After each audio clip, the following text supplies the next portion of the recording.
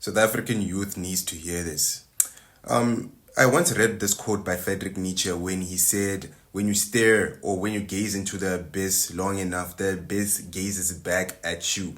That's exactly what happens when we constantly consume negativity about our country, our community, youth unemployment, even about ourselves. You understand? And what I'm trying to say here is that three things happen when you live in that mindset, when you live when in that abyss, when you internalize that abyss, your lens narrows. You start seeing only decay, corruption, failure, and you miss the opportunities because you are living in an endless loop of negativity, the abyss that you gazing at, right?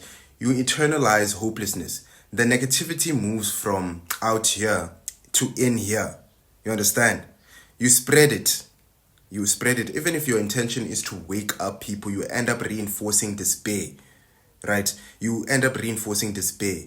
And what I'm trying to say here is that even if you're trying to wake up people by telling them there's corruption, there's youth unemployment, you are spreading that negativity. You are reinforcing their perception. They become one with that reality, right? But here's the truth. The reverse is also real. If you balance reality with stories of resilience, progress, and innovation, creation too, right? If you frame problems with direction, you identify the issue and you understand, Uguti, this is what has to be done and here's what you can do, right? You create awareness that builds, not breaks. You understand? If you constantly consume negativity, you endlessly in that abyss, it becomes one with you.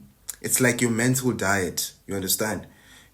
Junk food is doom scrolling, but the real nutrition is awareness mixed with constructive vision, right? Leaders and creators don't live inside the abyss. They stand at the edge, see it clearly, but keep their eyes forward. You understand?